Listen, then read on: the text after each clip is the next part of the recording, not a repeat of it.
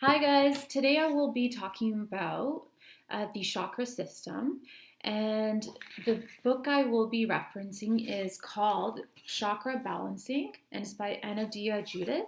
Here is the book. And I'm just going to show you a little image about the seven chakras within the chakra system. If you can see this. And you can also just go on to Google Images and put in chakra system and you can see like a color diagram, which is way more helpful. It's just that I don't have one in this book. So let's begin. This information is good for you to incorporate into your yoga practice.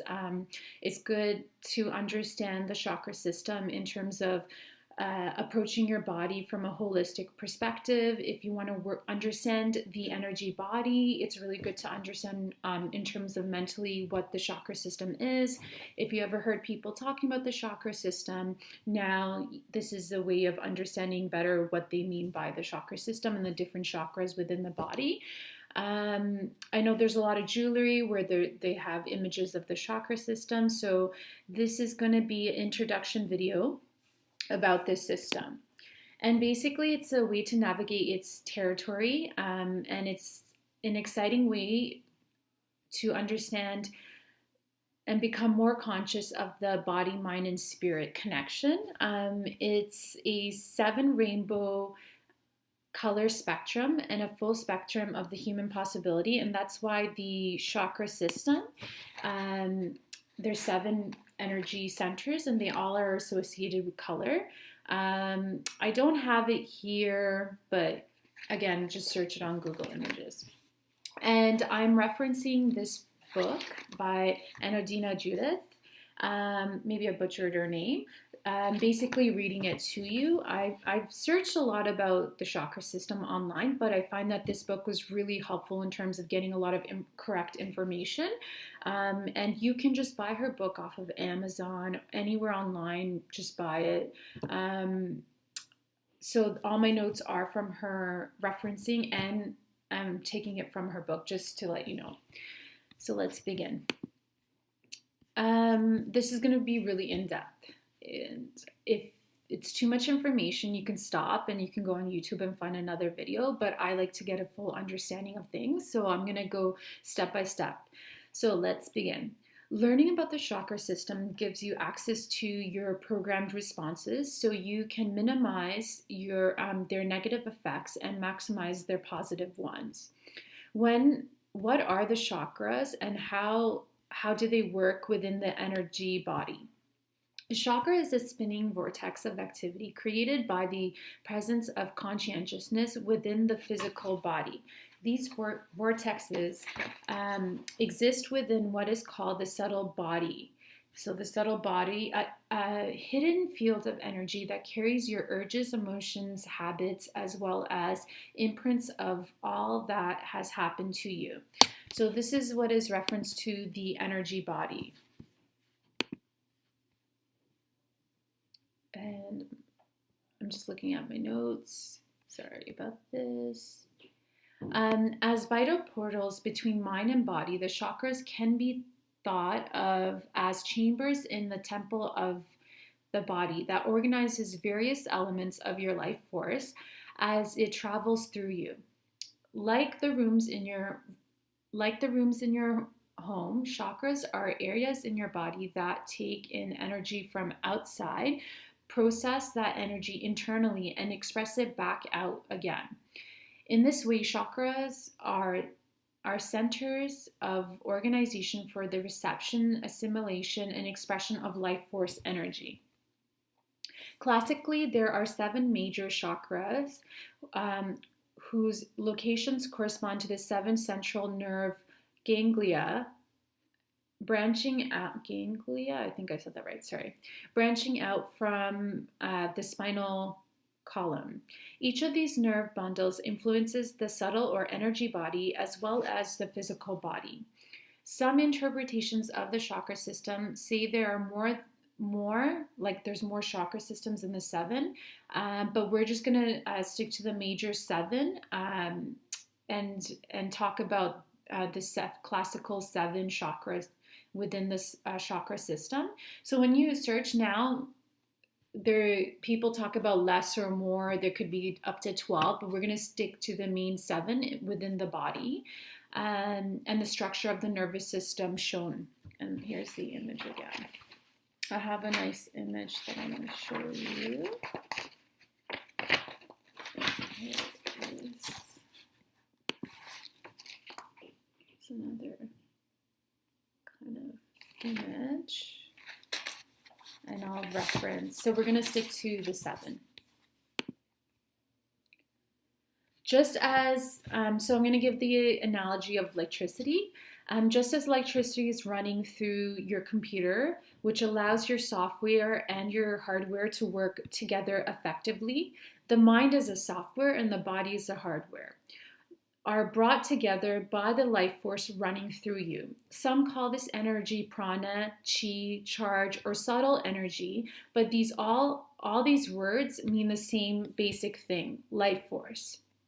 The 7 chakras, among with the many highways and back roads that connect them, comprise of the energy body, that mysterious essence that makes you uniquely alive. The word chakra comes from Sanskrit and means wheel or disc, as the chakras are commonly experienced as a spinning wheel of energy. In the computer analogy, the chakras can be thought of as a program installed into your hardware, which influences the flow of your life force. We each have several programs installed. A survival program that tells you when to eat or rest, a sexual program with our morals and preferences, a relationship program that tells us how to relate to others, a language program, as well as an immense body of data that we have acquired over the years. Unfortunately, we have bugs in our programs. Some of us lack imaginations, others have trouble concentrating or struggle with finances. Perhaps our relationships fail, or we have health problems or emotional turmoil. In working through the chakra system, the user conscientiousness itself creates new and better programs, making changes in the software and even the hardware as needed. We make changes in our thinking by examining our programming. We can make these changes in our bodies through yoga, exercise, diet, and healing our illnesses. When we work mind and body together, the basic task of life flow more smoothly and enjoyably. Information on the chakra system far predates our technological society. Its ancient roots originated in India and traveled to the West through philosophies of yoga. Chakras are a stepping stone along the central channel that connects heaven and earth, mind and spirit, and matter. So for me, I use the chakra system in terms of taking this information and applying it to my own spiritual evolution, spiritual journey. I know that when I'm going through, difficulties in life or certain issues come up, I can kind of relate it to different chakra system, like centers within me. And I know when certain chakra centers within me out of the 7 chakras are blocked and the issues that arise from it. So it kind of gives me more information when interpreting my own self in relation to my life and life situations. That's just a side note. So we're going to move on to the currents of energy. Okay. In understanding the centers on the map of the chakra system, it is essential to learn about the highways that connect them. There are 4 major highways: inner pathways of energy, which I call the currents, which of liberation, manifestation, reception, and expression. Main currents of energy within the body flow upward and downward. As we exchange energy with the world outside the body, we engage in horizontal currents of expression and reception. The upward currents, which is most commonly associated with the chakra theory, is called the current of liberation. It begins at the earth and rises through the body, step by step towards ever more awareness, gaining increasing freedom from limitations of the physical world with each step. The journey to conscientiousness allows us to wake up to new possibilities and liberate ourselves from constricting or compulsive behaviors. This current is translated, and this current basically means freedom. The downward current begins with conscientiousness and descends towards the earth. If the current is the current of manifestation, beginning at the crown of the head, through forms arise and become denser and more specific from each step downwards until they manifest on the physical plane. You might have an idea that then form your idea into images, talk about them to your friends, and give it energy until you manifest the finished product. So that's the downward current, and that's called enjoyment. You need both currents to be flowing freely to be a balanced individual. You need to be able to liberate yourself from fixed or limiting forms in order to experience the true nature of expanded conscientiousness. And you need to be able to manifest your dreams and visions, bringing them into reality in order to influence the world around you.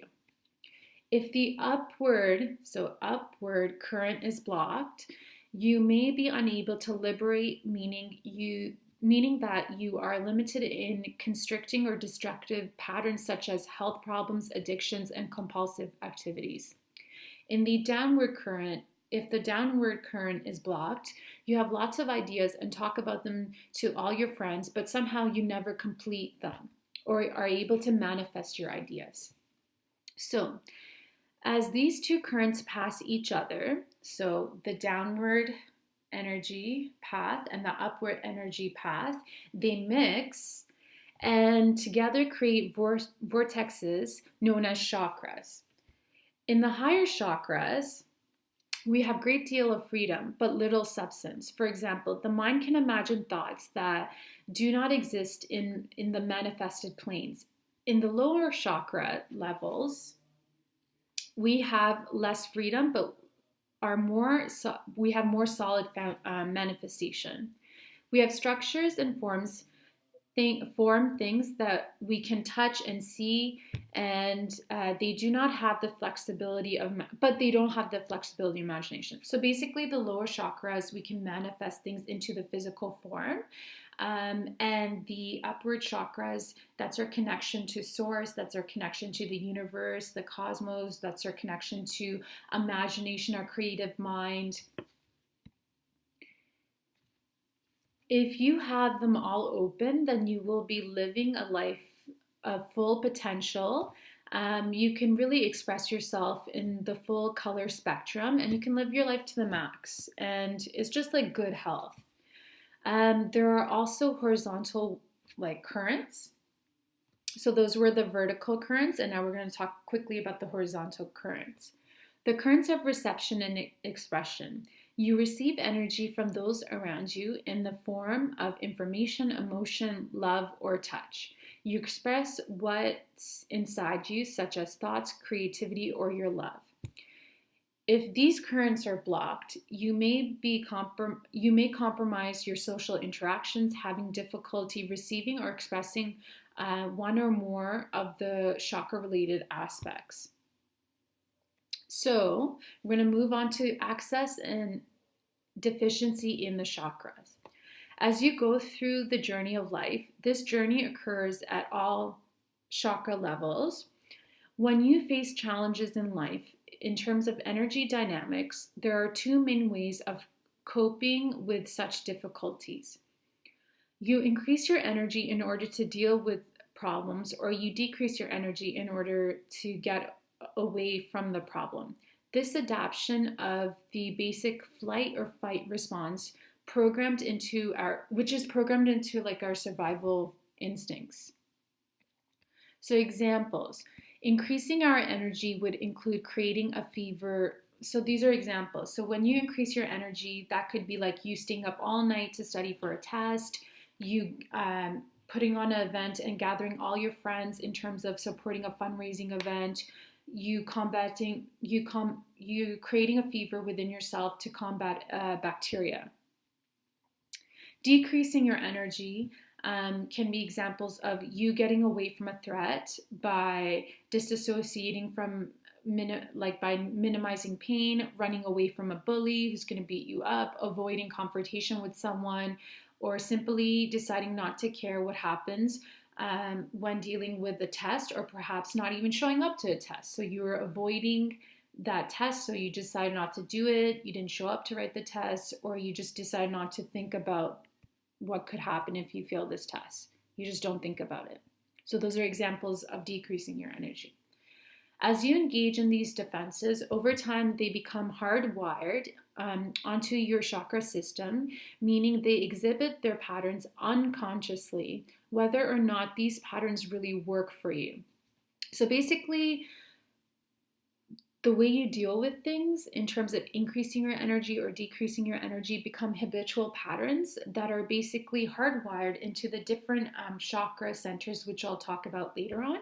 And they become patterns within our subconscious mind. And then you're basically defaulting on these programs, and they're kind of running the show without you even consciously being aware of them. So sometimes these patterns, like I said, are working for you, or sometimes they're not working for you. And when you're used to this, these are basically repeated over and over and over again, and these become coping strategies that create excessive or deficient chakra imbalances. So for example, if you didn't receive enough love or attention growing up, you might have adapted by creating behaviors of bringing yourself into the center of attention, such as surrounding yourself with friends all the time. This would be an excessive response to a wound in your heart chakra. Yet another person with the same wound might become a loner and avoid social interactions as much as possible, thereby becoming deficient within the heart chakra. Heart chakra is right here. Others might surround themselves with people yet feel very alone, exhibiting characteristics of both excess and deficiency. So basically, when talking about the chakra centers, you can either be deficient or you can be excessive within that chakra system, or you can display both at the same time. And so my next video will be about balancing the chakras, and I'm going to stop there. So that's just a little introduction of the chakra system. I hope you guys enjoyed this.